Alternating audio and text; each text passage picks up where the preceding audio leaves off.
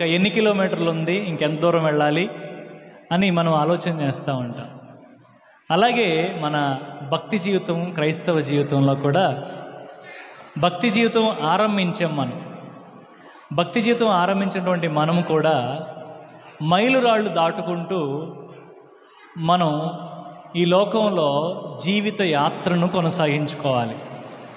దేవుడు ఉద్దేశించినటువంటి జీవితం. సో దేవుడిచ్చినటువంటి ఈ శ్రేష్టమైన జీవితాన్ని ప్రభు కొరకు మనం బ్రతకాలి, ప్రభు కొరకు జీవించాలి. ఆయన మనల్ని పరలోకం పిలుచుకునే వరకు కూడా, ఈ లోకాన్ని విడిచిపెట్టి మరలా పరలోకం చేరుకునే వరకు కూడా ఆయనకు లోబడి మనం జీవించాలి. ఎన్ని సమస్యలు, ఎన్ని శ్రమలు, ఎన్ని ఇబ్బందులు ఎదురైనప్పటికీ కూడా ప్రతి దానిలో నుండి దేవుడు గొప్ప విజయాన్ని మనకు అనుగ్రహించగలడు. స్తోత్రం చెప్దాం. దేవుడు ఎందుకు విజయాలు మనకు అనుగ్రహించగలడు అంటే, బైబిల్లో ప్రభువు చెప్పిన మాట ఒక చోట ఉంది. బలము నాది అని దేవుడు చెప్పాడు. బలము నాది అని చెప్పాడు. అంటే బలము అంటే ఇంగ్లీష్లో చెప్పాలి పవర్ అంటాం. ఎవరు పవర్లో ఉన్నారు, ఏ రాజకీయ పార్టీ పవర్లో ఉందని మనం మాట్లాడతాం కదా మామూలుగా. రూలింగ్ పవర్ ఏంటి అని మనం మాట్లాడతాం కదా. అట్లాగే దేవుడు ఏమన్నాడంటే బలము నాది అని చెప్పాడు దేవుడు. 62వ కీర్తన ఒకసారి చూద్దాం. 62వ కీర్తన ఒకసారి చూద్దాం.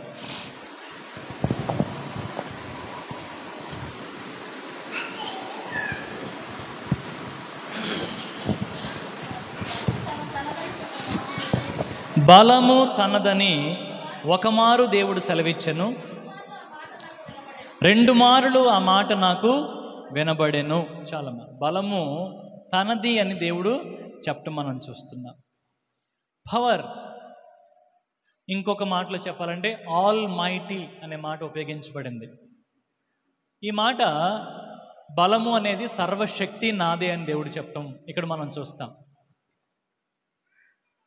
దానికి అర్థం ఏంటంటే, నా చేయి అంటే దేవుని చెయ్యి, చెప్పండి దేవుని చెయ్యి, చెప్పండి దేవుని చెయ్యి సమస్తము మీద ఉన్నది. ఆ మాటకి అర్థం అదంట. దేవుని చెయ్యి ఎక్కడుందంట? సమస్తం మీద ఉంది. అంటే ఆయన చేతి క్రింద లేనిది ప్రపంచంలో ఏదీ లేదు. ఆయన చేతి క్రింద విశాల విశ్వం ఉంది.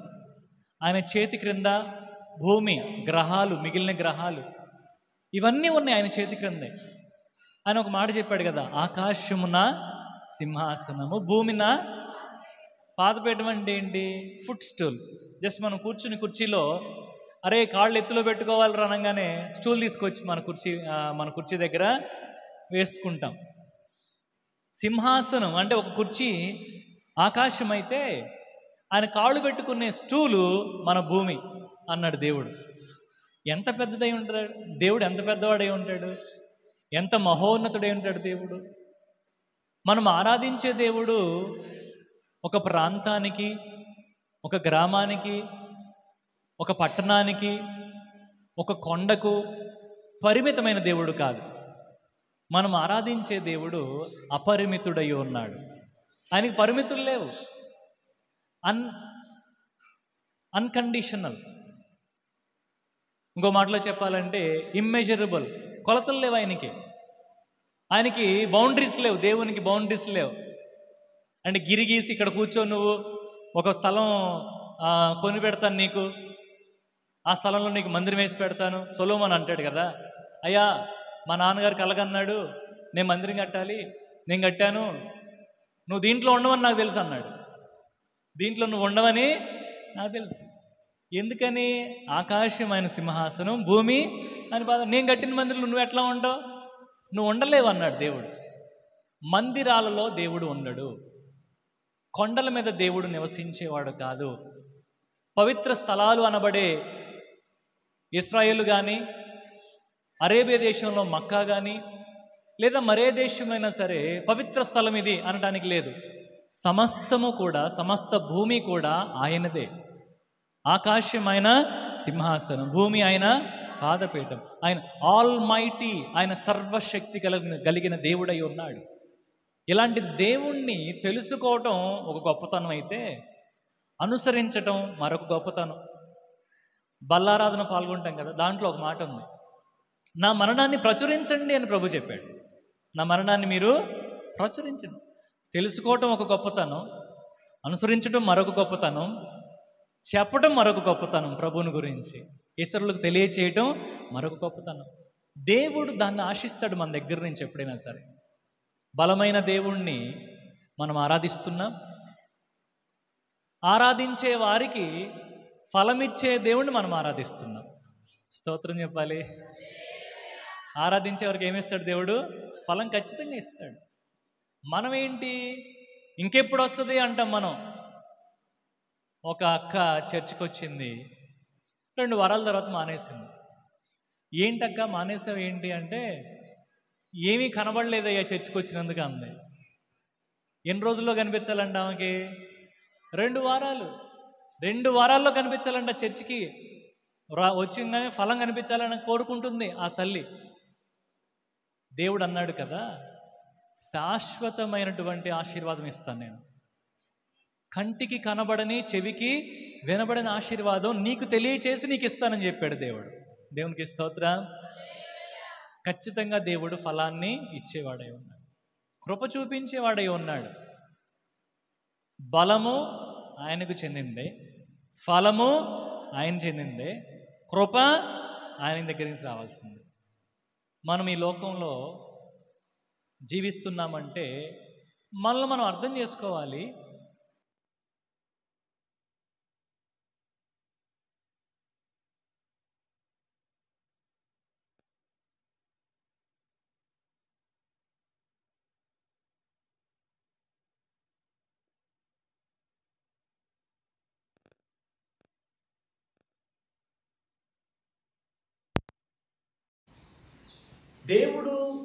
దేవుణ్ణి అర్థం చేసుకోవాలి, మనల్ని మనం అర్థం చేసుకోవాలి.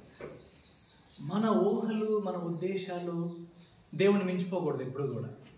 మన ఆలోచనలు దేవుణ్ణి దాటి వెళ్ళిపోకూడదు, దేవుణ్ణి దాటి పరుగుకోకూడదు. మనం దేవునితోనే ప్రయాణం, దేవునితోనే మన పరుగు ఉండాలి. ఆయన వైపు చూస్తూ, విశ్వాసమునకు కర్తయు దాన్ని కొనసాగించువాడునైన యేసు వైపు చూచుచు మీ యొక్క పరుగుని కొనసాగించుకోవాలి. సో ఈ పరుగులో 3 ప్రాముఖ్యమైన విషయాలు గుర్తుపెట్టుకుందాం. బలము ఆయనదే, ఫలము ఆయనదే, కృప కూడా ఆయనదే. ఆయనే ఇవ్వలేదు ఇచ్చినా సరే. దావీదు అంటాడు కీర్తనకారుడు, ఇంక నువ్వు తప్ప నాకు ఇంకెవరు లేదు. ఆయనే ఆయనే ఆయనే అని ఈ 62వ కీర్తనలో పదే పదే మాట్లాడుతున్నాడు. గమనిస్తే 62వ కీర్తనలో మీరు 1వ చరణం గమనించండి. నా ప్రాణము దేవుని నమ్ముకుని మౌనముగా ఉంది, ఆయన వల్ల నాకు రక్షణ కలుగును, ఆయనే నా ఆశ్రయదుర్గము. ఆయనే చెప్పండి. దీర్ఘం ఉందా లేదా అక్కడ? అమ్మ నీకు దీర్ఘం ఉందా లేదా? మరి తీయండి దీర్ఘం. నేను ఒకసారి, ఇంకోసారి, ఇంకొంచెం దీర్ఘం పెంచండి. అది రావాలి మనకి. ఆయనే అంటే అర్థం ఏంటి? ఇంకొకటి లేదని అర్థం, ఇంకొక ఆయన లేడని అర్థం. అంతేనా కదా? ఇంకొక ఆయన లేడు, ఇంకొక వస్తువు లేదు, ఇంకొక ఆధారం నాకు లేదని అర్థం. ఎప్పుడైతే నీవు నీ మనసులోకి దేవుని ఎలా తీసుకోవాలి తెలుసా? ఇంకా ఆయనే అబ్బా, ఇంకా ఆ దేవుడినబ్బా, ఇంకా నాకు మరొక ఆధారం లేదు అని నువ్వు ఎప్పుడైతే మొదలు పెడతావో నీ భక్తిని, గొప్ప జీవితాన్ని, గొప్ప మార్పుని, పరిస్థితులన్నిటినీ కూడా నువ్వు అనుకోని విధంగా ఆ మార్పుని అనుభవిస్తావు. ఆమేన్. ఎప్పుడు ఏ మాట రావాలి మన లోపలే? ఆ స్థాయికి నువ్వు వచ్చేసా. దావీదు అందుకే అంటాడు కదా, ఆయనే ఆయనే నా రక్షణకర్త, ఆయనే 2వ చరణం, ఆయనే నా ఎత్తైన కోట, ఆయనే నా ఎత్తైన కోట. తర్వాత 5వ చరణంలో మీరు చూస్తున్నట్లయితే 63, 62, 5లో చూడండి.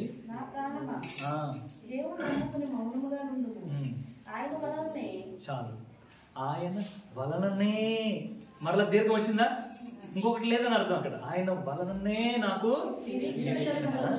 తర్వాత 6వ చరణంలో ఆయనే నా ఆశ్రయ దుర్గము, నా రక్షణాధారము, ఎత్తైన కోట ఆయనే, దేవుడే.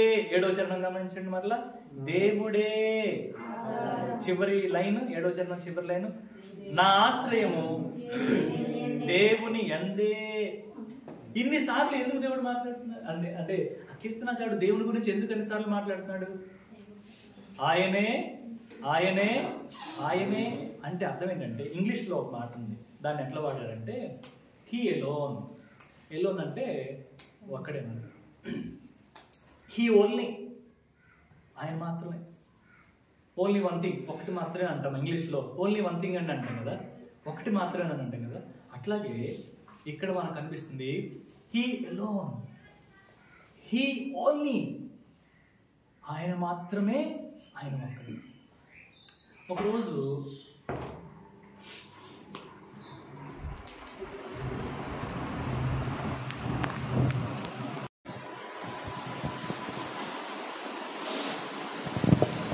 ఒకరోజు బైబిల్ చదువుతూ ప్రార్థన చేస్తూ ఉంటే ఒక మాట దేవుడు చూపిస్తూ ఉన్నారు. ఆ మాట ఏంటంటే, బాహుబలము చేత చాచిన చేతి చేత నిన్ను విడిపిస్తాను అని దేవుడు ఆనాడు ఇశ్రాయేలుతో దేవుడు మాట్లాడిన మాట. అదే మాట ఒక సోదరుతో దేవుడు మాట్లాడుతున్నారు. ఏమంటున్నారు దేవుడు? నా బాహుబలము చేత నీకు విడుదలని చెప్తున్నారు దేవుడు. అమ్మాయికి ప్రెగ్నెన్సీ లేదు, ప్రార్థన చేస్తూ ఉంది. ఆ వాగ్దానం దేవుడు ఇచ్చాడు. ఆ వాగ్దానం చేసినటువంటి 6 నెలలకి అమ్మాయి కన్సీవ్ అవటం జరిగింది. అంటే దాని వెనక, దేవుని వాగ్దానం వెనకున్నటువంటి బలం మనం చూస్తున్నాం. అంటే దేవుడు చెప్పింది ఏంటంటే, నేనే నిన్ను విమోచించగలిగింది, ఇంకెవరు లేరు. మా సారు, నాకు టీచ్ చేసినటువంటి ఒక సారు 2020లో బైబిల్ కాలేజ్లో రిజైన్ చేసి స్టడీస్కి వెళ్ళాలని అనుకుని రిజైన్ చేశాడు. రిజైన్ చేసిన 4 రోజులకి కరోనా స్టార్ట్ అయింది. 2020 ఎగ్జాక్ట్గా మార్చి 26కు ఎప్పుడో కరోనా అన్నారు భయంకరంగా. తన ఇన్కమ్ ఆగిపోయింది, కాలేజ్ రిజైన్ చేశాడు, 3 పిల్లలు, ఎలా పోషించుకోవాలో తనకు అర్థం కాల. సడన్గా అంటే బయటికి వెళ్ళే అవకాశాలు కూడా చదువుకోవడానికి లేవు. స్ట్రక్ అయిపోయాడు ఇంకా భయంకరంగా. సరే, దాంట్లో నాకు తెలిసినటువంటి స్నేహితులు కానీ, మా క్లాస్ మేట్స్ కానీ, మేమందరం ఎంతో కొంత వారికి సహాయం చేస్తూ వచ్చాం. కానీ అది జరుగుతూ ఉండగా వారి మిస్సెస్కి క్యాన్సర్ అని బయటపడింది, బ్రెయిన్ క్యాన్సర్. బ్రెయిన్ క్యాన్సర్లో బ్రెయిన్ ట్యూమర్ క్లీన్ చేయాలంటే, తీయాలంటే 100కి 100% ఏ డాక్టర్ తీయడు. హోల్ పెట్టిన తర్వాత ఇక్కడ ఆ గడ్డని క్లీన్ చేసేటప్పుడు కొంత ముక్కలు వదిలేస్తాడంటే, ఎందుకంటే ఆ మొక్కల క్రింద నరాలు ఉంటాయి. ఆ నరాలు దెబ్బతిన్నాయి అంటే పర్మనెంట్గా ప్యారలైజ్ అయిపోతారు, ఇంకా తీరు. కానీ ఆమె విషయంలో దేవుడు చేసిన కార్యం ఏంటంటే, మొత్తం తీసేయడానికి దేవుడు కృపనిచ్చారంట. అసలు ఏ డాక్టర్ అంటే చూసి, నువ్వేనా ఆపరేషన్ చేయించుకుందని అడిగాడంట. అవును నేనే. ఆపరేషన్ అవ్వంగానే ఆమె అందంట వాళ్ళందరితో, చుట్టుపక్కల వాళ్ళందరితో, దేవుడు నాకు కొత్త బ్రెయిన్ ఇచ్చాడు అన్నంట. యేసయ్య స్తోత్రం. అద్భుతం. సరే, అది జరుగుతూ ఉందా ఆయన జీవితంలో? అలాగా ఒక ఆయన వచ్చి, సార్ మీరేమన్నా ఇల్లు కట్టుకోవాలనుకుంటున్నారా అన్నాడంట. బ్రతకడానికే నేను కష్టపడుతున్నాను రా, ఇది తిండికి అద్దెకి నేను కష్టపడుతున్నాను, నా పిల్లల పోషణకు కష్టపడుతున్నాను, నేను ఇల్లు కట్టుకోవడమా మళ్ళా అని నేను ప్రశ్నించాడంట. లేదండి మీరు ఇల్లు కట్టుకోవాలనుకుంటున్నారా అని మళ్ళీ అడిగాడు. సర్వైవ్ అవ్వటానికే నేను తంటాలు పడుతున్నాను, ఇల్లు లేదు అన్నాడంట. ఒక 2 నెలల తర్వాత ఒక ఆయన వచ్చి, మీకు ఇష్టమైన ప్రదేశాన్ని మీరు ఎంచుకోండి, ఆ ప్రదేశంలో ఒక ఆయన మీ కొరకు ఇల్లు కట్టిస్తానని చెప్పాడు, పేరు చెప్పొద్దని చెప్పాడు, నన్ను మధ్యవర్తిగా పంపించాడు. మీరు కూడా పేరు అడగొద్దు, నన్ను మధ్యవర్తిగా పంపించాడు. మీ ఇష్టం, మీ ఎక్కడైతే కావాలనుకుంటారో అక్కడ కొనుక్కోండి అన్నారంట. 4 సెంట్ల కోసం తిరుగుతుంటే 8 సెంట్ల స్థలం దేవుడు వాళ్ళకి ఇచ్చి, ఆ స్థలం ఈ భార్యాభర్తల పేరు మీద రిజిస్ట్రేషన్ చేయించి వాళ్ళ కొరకు 30 లక్షలు పెట్టి ఇల్లు కట్టేస్తున్నాడు ఆయన. ఎవరో తెలియదు. ఎవరు చేశారు ఈ కార్యం? ఆయనే. చెప్పండి గట్టిగా, ఆయనే. మరింత గట్టిగా, ఆయన ఒక్కడే.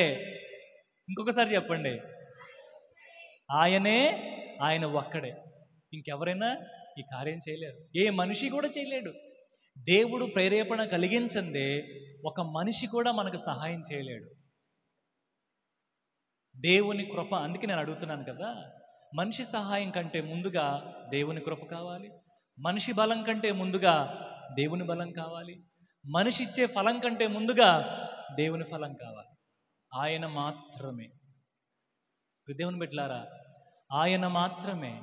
ఆయనే మనకున్నాడు కాబట్టి మనకు ఎన్ని ఇబ్బందులు ఎదురైనా, ఎన్ని శ్రమలు ఎదురైనా, ఎన్ని శోధనలు ఎదురైనా ఒకటి మాత్రం గుర్తుపెట్టుకో, మౌనంగా నీ పోరాటం నువ్వు చేసుకుంటూ పోవాల్సిందే.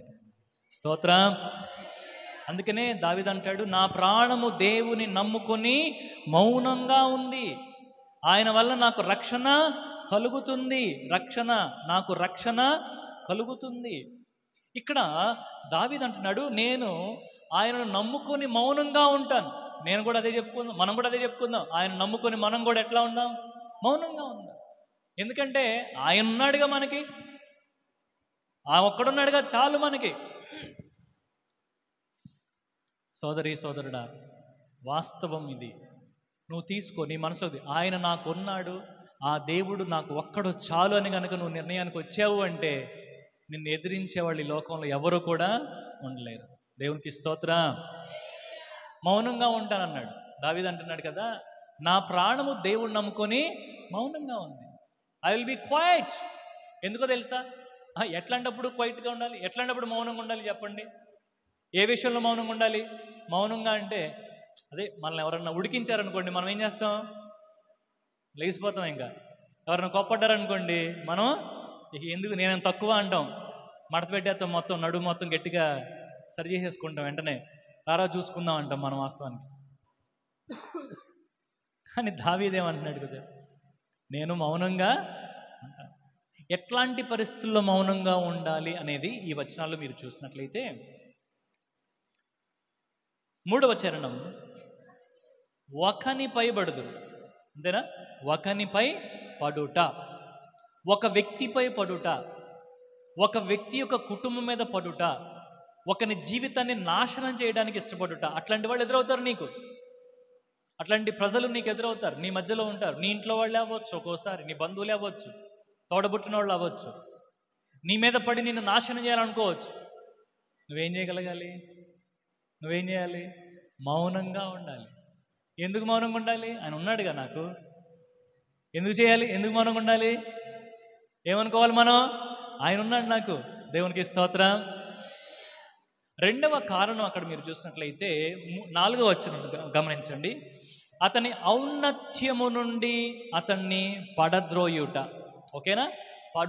మన మీద పడటమే కాదు, మనల్ని పడద్రోయుట కూడా చూస్తారు, మనల్ని పడేయడానికి కూడా చూస్తారు. ఎక్కడి నుంచి పడేయడానికి? మనకి దేవుడిచ్చినటువంటి స్థాయి నుంచి పడేయడానికి ప్రయత్నం చేస్తుంటారు చాలామంది. ఔన్నత్యము అంటే అర్థం ఏంటంటే డిగ్నిటీ.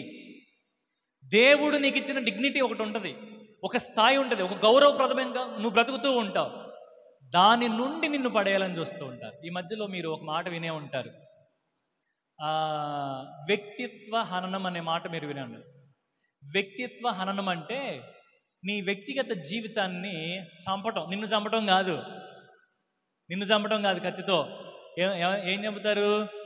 నీ జీవితాన్ని, నీ వ్యక్తిత్వాన్ని చంపుతారు ముందు. క్యారెక్టర్ అసాసినేషన్ అంటారు ఇంగ్లీష్లో. ఏంటది? Character assassination. ఈ మధ్య చాలా ఎక్కువైపోయింది ఇది. చెడు ప్రచారాలు ఎక్కువైనాయి మనుషుల గురించి. గ్రామాల్లో కానీ, పట్టణాల్లో కానీ, రాజకీయాల్లో కానీ లేని విషయాలు మాట్లాడుకోవడం మొదలుపెట్టారు. చెడు ప్రచారం అంటారు దాన్ని. క్యారెక్టర్ అసాసినేషన్ చాలా భయంకరమైన విషయం ఇది. దీని మీద లా లేదు, లేదంటే ఏదన్నా దాని మీద పోరాటం చేయొచ్చు. ఉంది కానీ పోరాటం చేసేవాళ్ళు చాలా తక్కువ. ఔన్నత్యాన్ని కూడా దెబ్బతీసేవాళ్ళు వస్తారు. మౌనంగా ఉండొచ్చు. ఎందుకని? ఆయన ఉన్నాడుగా. యేసయ్యకి స్తోత్రం చెప్పండి. ఇంకొంచెం ముందుకెళ్తే అక్కడ ఎట్లాంటి వారంటే మన చుట్టూ ఉన్నటువంటి వారు తమ నోటితో శుభవచనములు పలుకుచు అంతరంగములో దూషించుదురు. తమ నోటితోనేమో blessings, god bless you brother అంటారు. బ్రదర్ గాడ్ బ్లెస్ యూ అంటారు. ప్రభు నిన్ను దీవించునుగాక అంటాడు పైకి. లోపల ఏమనుకుంటాడు? వీడెప్పుడు పోతాడు రా బాబు అనుకుంటాడు. వీడెప్పుడు చేస్తాడు రా బాబు అనుకుంటాడు. వీడికి ఎప్పుడు నష్టం వస్తుంది రా బాబు అనుకుంటారు లోపల. కొంతమంది అలా ఉన్నారంట. పైకేమో బ్లెస్సింగ్స్, అంతరంగంలోనేమో దూషణ, పగ, ద్వేషం, అసూయ లోపల పెట్టుకున్నారు. ఇట్లాంటి వారు ఉన్నారని నీకు అర్థమైనప్పుడు వాళ్ళ దగ్గరికి వెళ్ళి కూర్చొని పంచాయతీ పెట్టద్దు. ఏం చేయాలి? ప్రభు దగ్గరికి వెళ్ళిపోవాలి, మౌనంగా ఉండాలి. ఎందుకుంటున్నాం తెలుసా మనం మౌనంగా? ఆయనే ఆశ్రయము, ఆయనే రక్షణకర్త, ఆయనే ఎత్తైన కోట, ఆయన ద్వారానే నిరీక్షణ కలుగుతుంది, ఆయనే నాకు ఆశ్రయము కాబట్టి నేను మౌనంగా ఉంటాను. స్తోత్రం చెప్పండి. చెప్పండి, మౌనంగా ఉంటారా లేదా? మౌనంగా ఉంటాను చెప్పండి. మౌనంగా ఉండేవాళ్ళు మౌనంగా ఉంటాను చెప్పండి. మౌనంగా ఉంటాను చెప్పండి. చెప్పట్లేదా? రావట్లేదా మాట? అడ్డుపడిపోతుంది ఏమన్నా గొంతులో? నేను మౌనంగా ఉంటాను చెప్పండి అమ్మా. తప్పేం లేదు, ఆ మాట తిప్పుకోవడం తప్పేం. నేను మౌనంగా ఉంటాను చెప్పండి. చెప్పండి మరొకసారి చెప్పండి. నేను మౌనంగా ఉంటాను అంటే చెప్తే ఉండాల్సి వస్తుందని బాధ మీకు. అవునా? ఏదైనా ప్రమాణం చేస్తే దేవుని సందులో మళ్ళీ ఒకదొక శాపం మనకెందుకు? అసలు ఏం చెప్పకుండా ఉంటే పాస్టర్ గారికి బాగుండు కదా అన్నట్టున్నారు మీరు.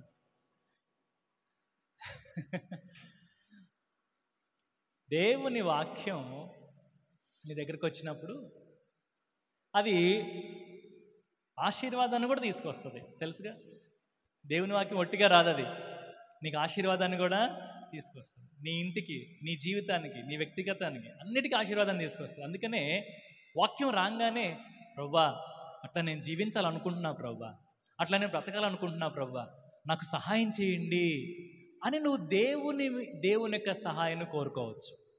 ఎట్లా? నేను మౌనంగా ఉండాలనుకుంటున్నాను.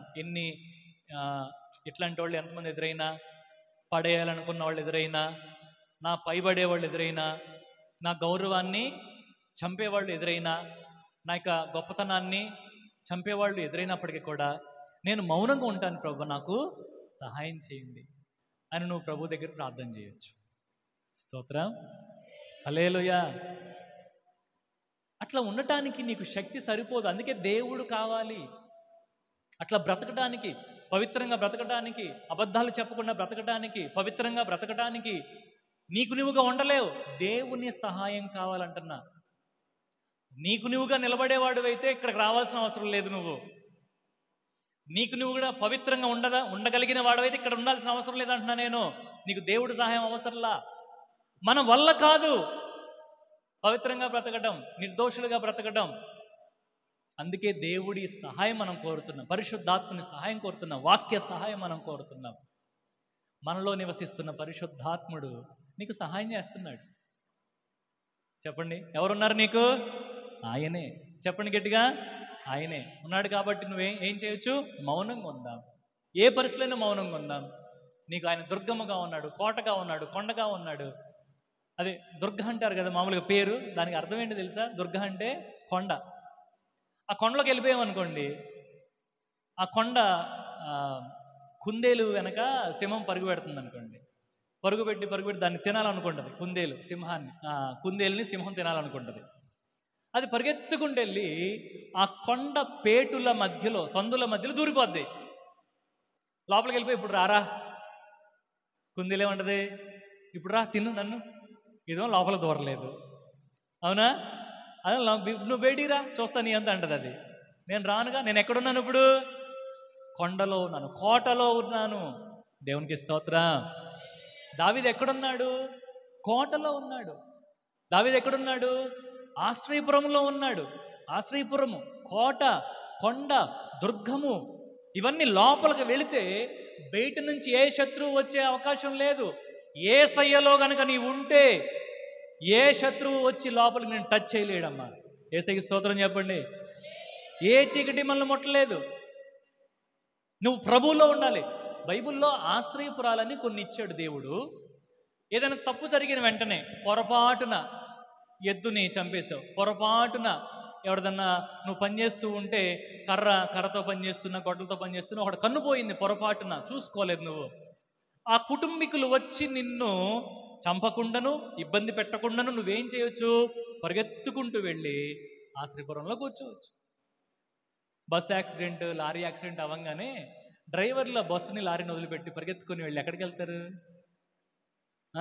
పరారీలో ఉన్నాడంట. పరారీ కాదాడు, ఎక్కడికి వెళ్ళాడు? పోలీస్ స్టేషన్కి వెళ్ళిపోతాడు. పోలీస్ స్టేషన్కి వెళ్ళిపోతే ఈ ఊరోళ్ళు ఎంతమంది వచ్చినా ఏం చేయలేము. అక్కడ ఎవరున్నారు? అక్కడ పోలీసులు ఉన్నారు. ఆశ్రయపురం అది వాస్తవానికి బైబిల్లో దేవుడు ఎప్పుడో చెప్పిందని ఇప్పుడు మనం ఇంప్లిమెంట్ చేసుకున్నాం. పోలీస్ స్టేషన్లని బ్రిటిష్ వాళ్ళ ద్వారా ఇంప్లిమెంట్ చేసుకున్నాం ఆశ్రయపురాలని. దేవుడు ఆశ్రయపురంగా నీకు ఉంటాడు.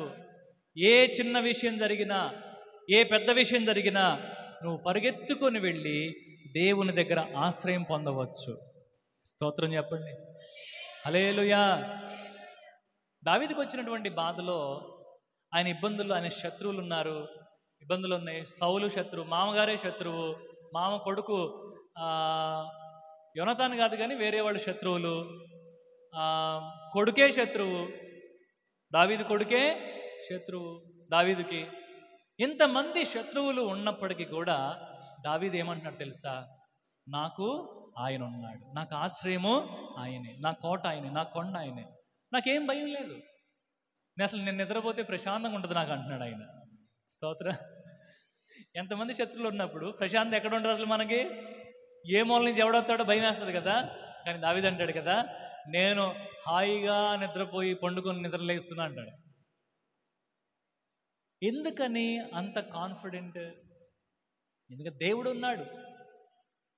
ప్రియ సోదరి సోదరుడా, నీకు దేవుడు ఉన్నాడు, నువ్వు ప్రశాంతంగా బ్రతకొచ్చు, హాయిగా బ్రతకొచ్చు, నువ్వు ఇబ్బంది ఏం పడద్దు. నీకు దేవుడు ఉన్నాడు, ఆయన సహాయకుడు అన్నాడు. He only can do, he alone will do. ఆయన ఒక్కడే చేస్తాడు, ఆయన మాత్రమే నీకు చేయగలిగిన సమర్థుడై ఉన్నాడు. దేవునికి స్తోత్రం. తర్వాత 5, 6, 7, 8 వచనాల్లో ప్రభు అన్నాడు కదా,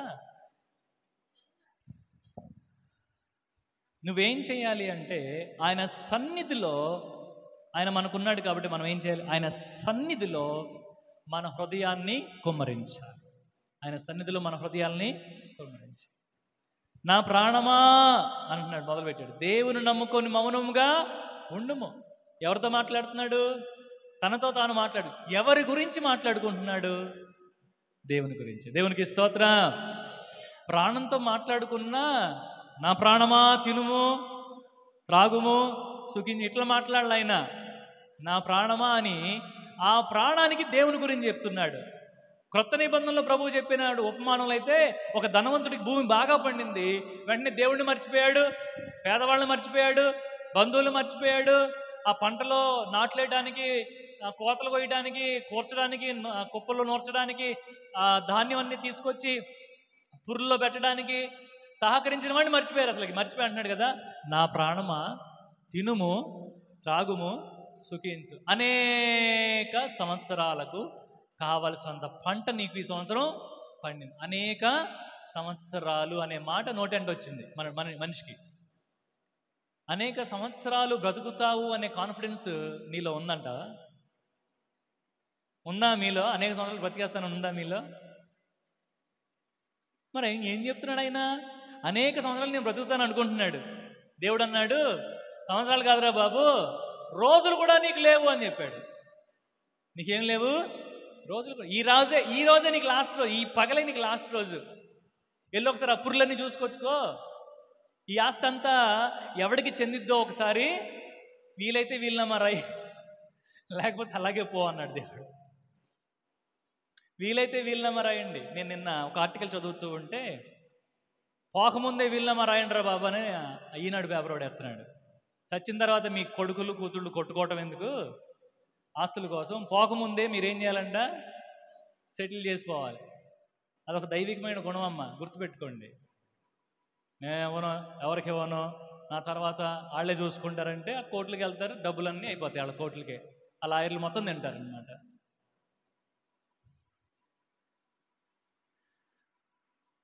ప్రాణం తీసేస్తాను ఈరోజు రాత్రి, నువ్వు సంపాదించిందంతా ఏమవుతుంది అన్నాడు దేవుడు.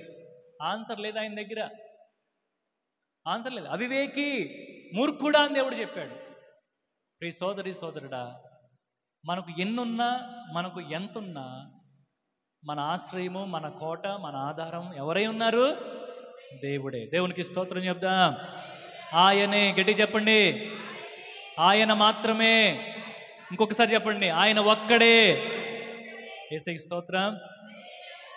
ఆయన ముందు తన ప్రాణంతో దేవుని గురించి తన ప్రాణంతో మాట్లాడుకున్నాడు. తర్వాత ప్రజలందరితో కూడా మాట్లాడుతున్నాడు. ఇదిగో మీరు కూడా రండి జనులారా, 8వ వచనం, ఎల్లప్పుడూ ఆయన యందు నమ్మిక ఉంచుడి, ఆయన సన్నిధిని మీ హృదయములు కుమ్మరించుడి. దేవుడు మనకు ఆశ్రయము. ఆమేన్. దేవుడు మనకేమై ఉన్నాడు? ఆశ్రయం. నీకు నువ్వు చెప్పుకోవడం కాదు గొప్పతనం, ఇతరులకు కూడా నువ్వు బలపరచాలి.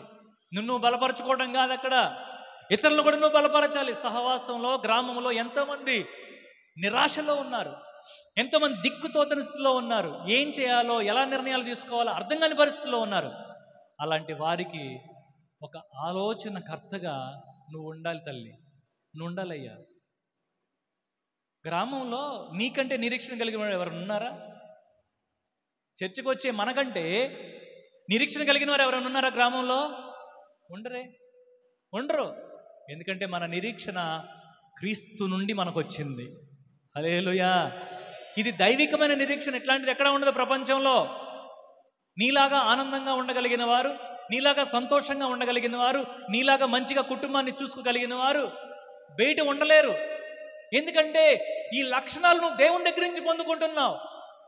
నీ కుటుంబాన్ని మంచిగా చూసుకునే లక్షణం, సంఘంలో ప్రేమ కలిగి ఉండే లక్షణం, ఆశీర్వాదకరంగా ఇతరులకు దీవెనకరంగా ఉండే లక్షణం దేవుని దగ్గర నుంచి నువ్వు పొందుకున్నావు.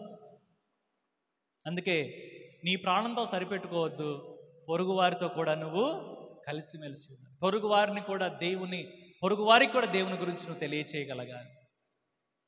మౌనంగా ఉండొద్దు. కుమ్మరించండి ప్రభు సంధిలో నీ హృదయాన్ని. ఆయన నీకున్నాడు, ఆయన చాలు నీకు. 8 నుంచి 12 వచనాల వరకు మనం చూసినట్లయితే, 9 నుంచి 12 వచనాలు మనం చూసినట్లయితే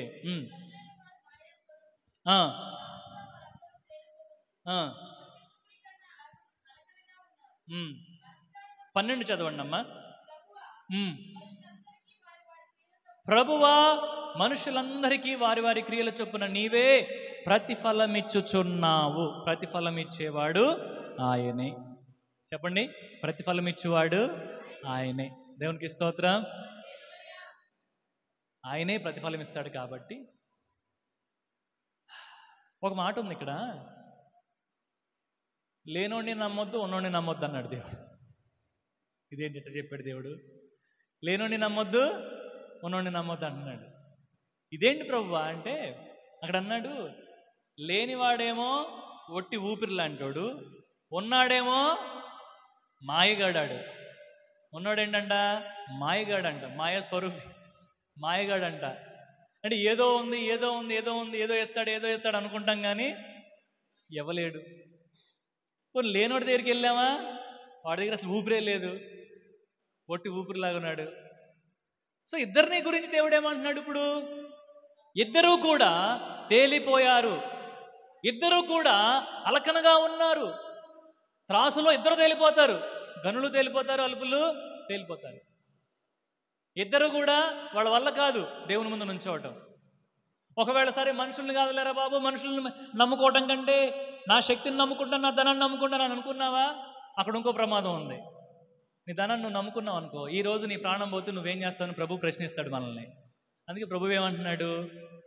బలత్కారమందు నమ్మకం పెట్టుకోవద్దు, దోచుకునే దగ్గర గర్వపడవద్దు, ధనం హెచ్చిందనుకో, ధనం బాగా వచ్చిందనుకో, నీ బ్యాంక్ అకౌంట్లో ధనం బాగా పెరిగిందనుకో, దాని మీద కూడా నువ్వేం చేయకూడదు, లక్ష్య పెట్టొద్దు. మనుషుల కంటే, ధనము కంటే, అధికారుల కంటే, అధికారము కంటే గొప్పవాడు దేవుడై ఉన్నాడు. బలము నాది దేవుడు చెప్తున్నాడు. దేవునికి స్తోత్రం. ఏమంటున్నాడు దేవుడు? బలము నాది, ఫలము నాది, కృప నాదే. దేవునికి స్తోత్రం. మనుషుల వల్ల కాదు. ధనవంతుడు ఏమనుకుంటాడంటే, ఒకరిని తీసుకొచ్చి, అరే నా ఇంట్లో పని చేయరా, నీ పిల్లలకి నేను చదువు చెప్పిస్తాను, నీ పిల్ల పెళ్ళి అయితే ఏదో గొలుసు చేపిస్తాను లేరా అంటాడు కదా. దాంట్లో కూడా నమ్మకం లేదంట, అది కూడా లేదంట నమ్మకం. సరే ఆ ధనవంతులు ఇంట్లో పని చేస్తే ఆయన ఏమైనా నాకు సహాయం చేస్తాడమో, ఆయన ఏమైనా ఇస్తాడో, దీంట్లో కూడా నమ్మకం లేదు. అందుకే ముగింపులో దావీదు అన్నాడు, నేను బలమైన దేవుణ్ణి నమ్ముకుంటాను, నేను ఫలమిచ్చే దేవుణ్ణి నమ్ముకుంటాను, నేను కృపగలిగిన దేవుణ్ణి నమ్ముకొని ఉంటాను. దేవునికి స్తోత్రం. హల్లెలూయా. తన చుట్టూ సైన్యం ఉంది, సాధనాలు ఉన్నాయి, బల్లెములు ఉన్నాయి, కత్తులు ఉన్నాయి, గాడిదలు ప్రయాణం చేయడానికి గుర్రాలు వాడలేదు, మరి గుర్రాలు కూడా ఉండే ఉంటాయి ఆ రోజుల్లో, అన్నీ ఉన్నాయి. కానీ తన ఆలోచన, తన ఆశ అంతా కూడా ఎక్కడ? దేవుని మీద. బలమైనటువంటి ఆ దేవుని మీదనే ఆశ పెట్టుకున్నాడు. ప్రియ సోదరి సోదరుడా, లైఫ్లో మర్చిపోవద్దు ఎప్పుడు కూడా, ఆయనే, ఆయన మాత్రమే, ఆయన ఒక్కడే. చెప్పండి, ఆయనే, ఆయన మాత్రమే, ఆయన ఒక్కడే ఏదైనా చేయగలడు. నువ్వు మౌనంగా ఉండి ప్రార్థన చేసుకో. ఎంతమంది నీ మీద పడినా, ఎంతమంది నేను పడద్రేలను చూసినా మౌనంగా ఉండి ప్రభు దగ్గరికి అప్పగించేసే ప్రతి విషయాన్ని, నీ హృదయాన్ని దేవుని ముందు కుమ్మరించేసే, ప్రజలకి దేవుని గురించి చెప్పు. అదే ఆశీర్వాదం. దేని మీద నమ్మకం పెట్టుకోవద్దు. లేనోడు కాదు, ఉన్నోడు కాదు, దేని మీద నువ్వు నమ్మకం పెట్టుకోవద్దు. బలమైనటువంటి దేవుడు, కృప చూపించే దేవుడు, నీకు ఫలాన్ని ఇచ్చే దేవుడు అందుబాటులో ఉన్నాడు. ఆయన నమ్ముకో, పరిపూర్ణంగా నమ్ముకో. నువ్వు ప్రభువా ఇంకా నాకు ఎవరు లేరు, నీవే అని ఒప్పుకో, నీవేనయ్యా అని ఒప్పుకో. నువ్వు గొప్ప ఆశీర్వాదం చూస్తావు. ప్రార్థన చేద్దాం, కళ్ళు మూసుకుందాం. నీవు మాత్రమేనయ్యా, నీవు మాత్రమే ప్రభువా. చెప్దాం, అందరం చెప్దాం. నీవు